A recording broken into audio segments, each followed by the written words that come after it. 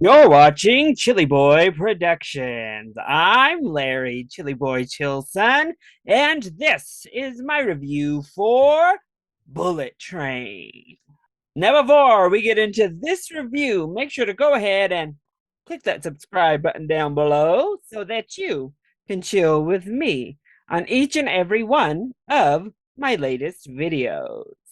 Bullet Train is a 2022 action comedy directed by David Leitch that follows five assassins that find themselves all trapped on a speeding bullet train through Tokyo. But as they all proceed to try and complete their missions, they realize that they are more intertwined than originally expected. So I think we've all seen this Bullet Train trailer about 100 million times. Yes, it has been a long time coming for this film to release, but regardless, I still really liked the trailer. I thought this film looked really fun. So I was hyped to see this at the early access screening that they were hosting tonight. And ultimately, I think Bullet Train is overall a fun time. Certainly not without its flaws, but by the end, I was on board with what Leach and company were selling. So let's go ahead and talk about those positives first.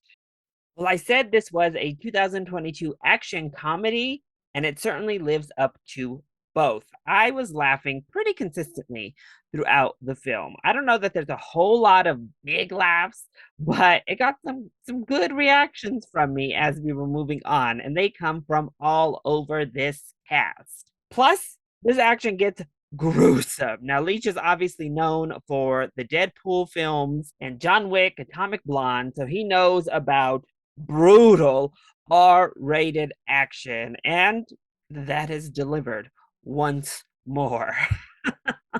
And if you like the tone, specifically of the Deadpool films, I think you're going to really enjoy the overall highly comedic, highly referential, really in your face comedic action style of Bullet Train.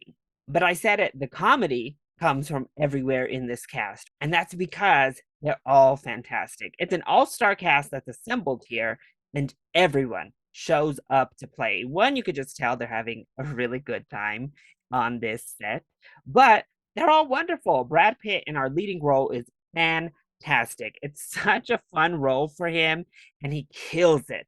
It's earnest and hilarious, really endearing work from Pitt.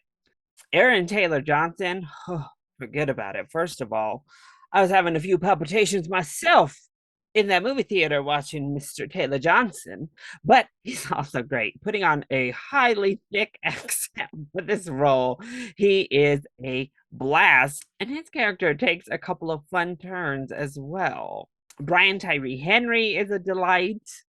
Andrew Koji is wonderful. And I'm rocking this shirt partially because I knew it was a lot about fights, but also to give some respect. Hiroyuki Sanada gets his due here in this film. At first, I was nervous he was going to get kind of the Mortal Kombat treatment, but I think he gets his due respect this go round. So if you're a fan, trust, they give him something to do. And Joey King is a delight. She's really fun in this role as well. Plus, we get all of these cameos or smaller roles like the one we see in the trailer with Sandra Bullock, who are a delight. These cameos were pretty well placed and a lot of fun.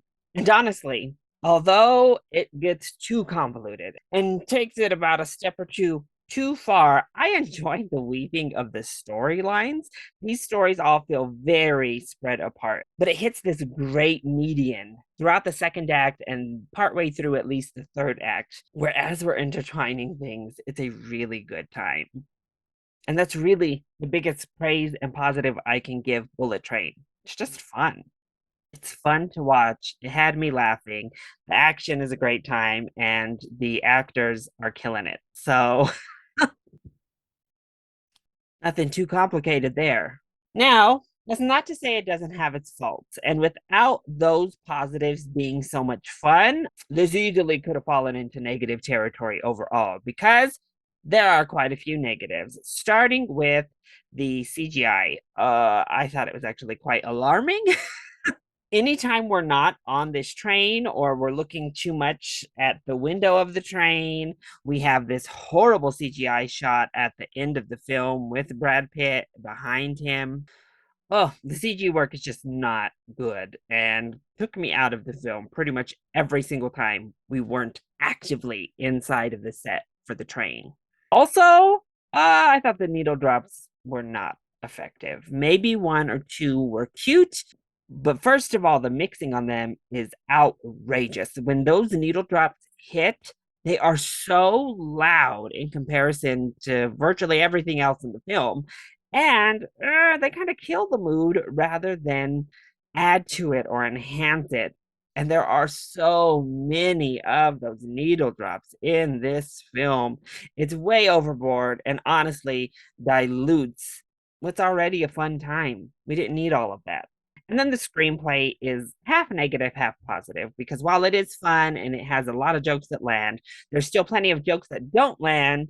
The story itself gets way too convoluted. And honestly, as it's slowly building,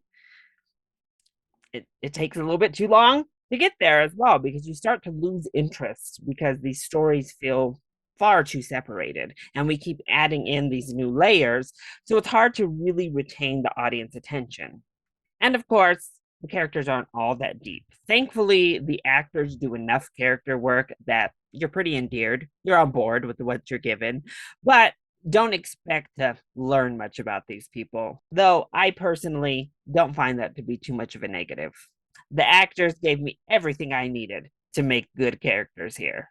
So overall, I had fun with Bullet Train. It's certainly not going down as one of the best films I've seen in 2022, but I also wouldn't mind giving it another whirl. But I also wouldn't mind punching my ticket and hopping back on this train. So if you're looking for just a good time in the movies, for some laughs, for some ridiculous action, well, the train is worth a full price ticket. However, if a goofy tone mixed in with some gruesome action is just not your jam, say you don't like the second Deadpool specifically, then I think you can wait until Bullet Train is available to rent or watch on streaming. With those visual effects and the scale overall, I don't think theater viewing is necessarily required. Plus, you might be able to control the volume a little better on those damn loud needle drops. So that was my review for Bullet Train. I hope you enjoyed it. If you did, go ahead, click like down below and subscribe to the channel so that you are always up to date on all of my latest videos. Also, join in on the discussion. Are you hyped to see Bullet Train? And what is your favorite David Leitch film? Let me know either in the comment section down below or you can hit me up on Twitter. I love you all so much for your continued support. Thank you for watching, and we'll see you next time. Bye.